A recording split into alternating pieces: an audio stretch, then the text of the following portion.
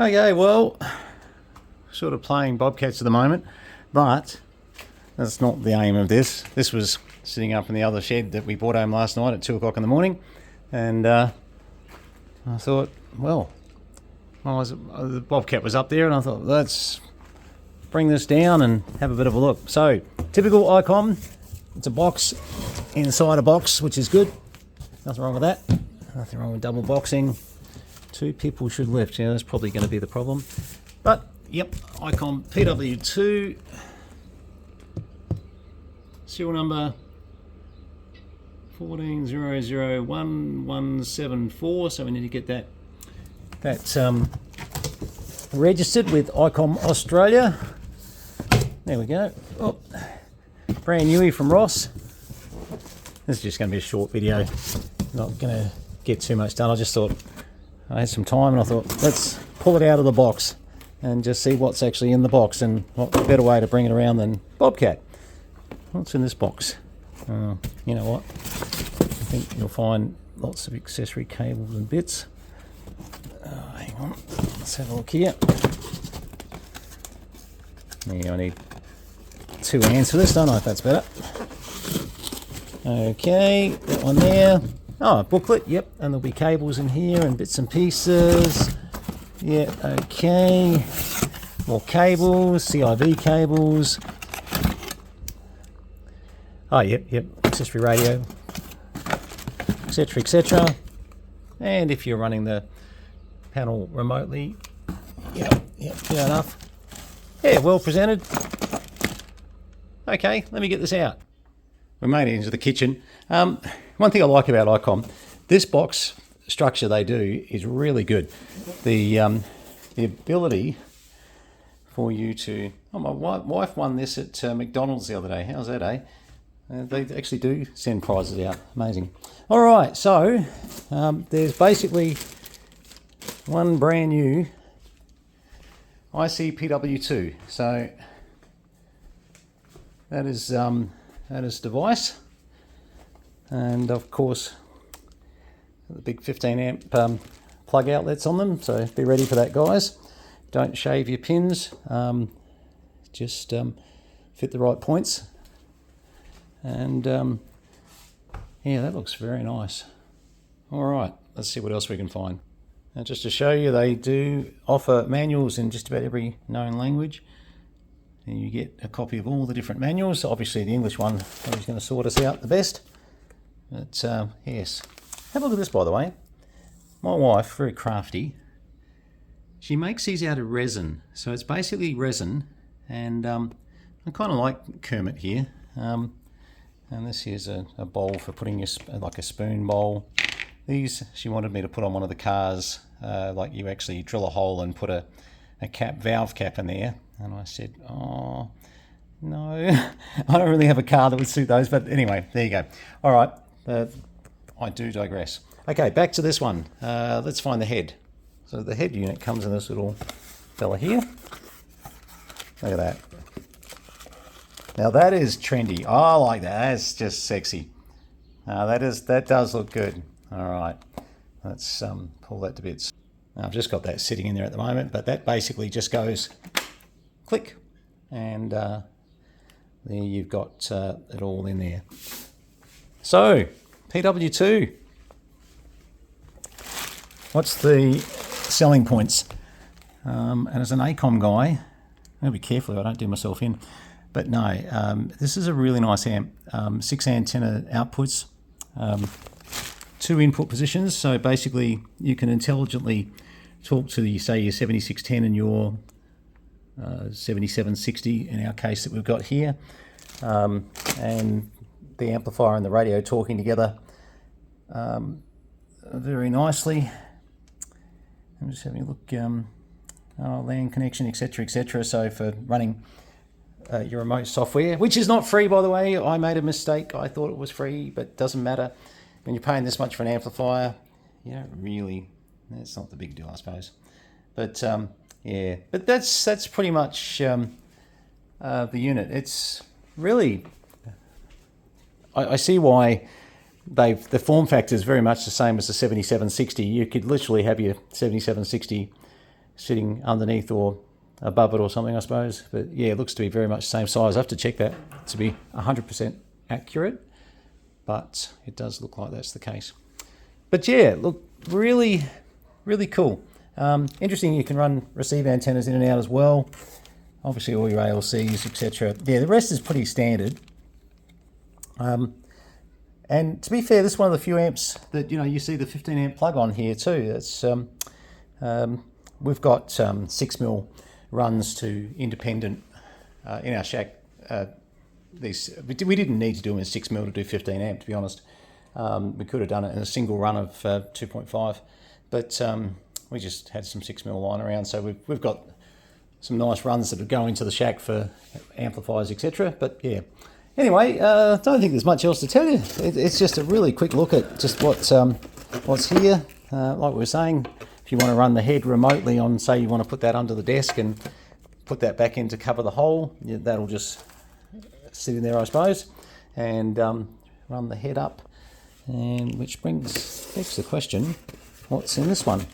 I'm thinking that might be a bracket for the head. Oh, hang on, let me get it out.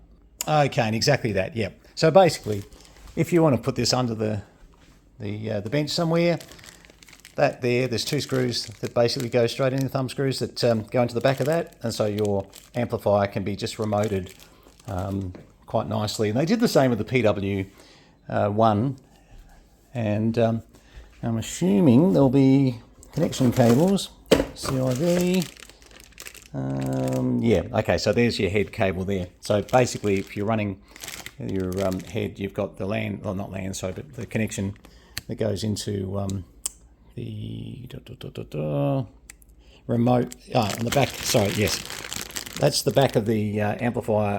No, you can't really see it through there. Sorry, it's not very good, is it? Pull it out in a minute. But that little small one, that's the back that is going into the controller just there. Then you can just run the controller with a plug there straight into the head, and then you just, instead of using these connections which they use there, you'll plug straight into there. Yep, gotcha. Okay, so pretty clever the way they've done this. It's well laid out. I probably won't get a chance to hook it up till the weekend, but I just thought I'd just give a quick video on it and just see. Let's see if we can power it up actually. Okay, so let's have a look here. Let's just check on the back here. Of course, I haven't read the manual or anything. That'd be too clever, wouldn't it? Just checking, see if there's any AC switching that we've got to do from there. No, that is... no. All right, let's have a look. Oh, I know what the problem is. All right, try again, only because I'm being a dope. It helps if you plug it in. And for those that heard me say it's a 15 amp point, yes, I am cheating for the moment. I'm running a 15 amp adapter lead that's just to get us out of trouble in here in the kitchen where we don't run 15 amp points. There we go. Look at that. I like that. That's a very nice looking meter display. Yeah, that's very, very nice. Obviously the differences between the PW1 and the PW2 are immense. The 6 antennas, the 2 input. Yeah, there's quite a lot. Obviously, LD-MOS, etc. And tuner's probably very similar. Very nice, very nice, very, very nice. No, I'm very impressed. All right, well, that's about it for now. This is a fairly short video. Just we'll get into the workings of it. And let me just show you what is coming up for sale. That is my beautiful PW1, and this is one of the latest model PW1s you ever got. And as you can see in the comparison, maybe we call this video PW1 aesthetics versus PW2, but look, they're very similar. Obviously, you know, they've gone to digital meters. Look, I've always loved the PW1. I think it's was the upgrade to the PW2 worthwhile? Probably not. I'm going to be honest, probably not. But as you can see, 4 antennas versus 6. Still got the 2 inputs on the PW1. So, you know, it's really one of those things that you kind of have to decide whether it's for you or not. Hang on, I'll just move this around a bit here. Same sort of thing with the plate on the front. You can have the meter remoted, etc., and no issues there. And if I bring that around a bit, my Radio Shack's a complete mess at the moment, but that's all right. Well, it's not really. But as you can see, yes, a little different on the back with the 4 antenna outputs, 2 inputs over there. It's just really 2 more antennas on the others. In regards to the hookup, it's really similar. It's just your accessory cables, your CIV cables, and the ALC and send, transmit, receive, etc., etc. So yeah, look, it's and this one comes with a PW1 cover, etc. So you can dress it up and make it all, well, keep the dirt off anyway, keep the dust anyway, and it'll come with a full cable kit, etc., etc. So there you go.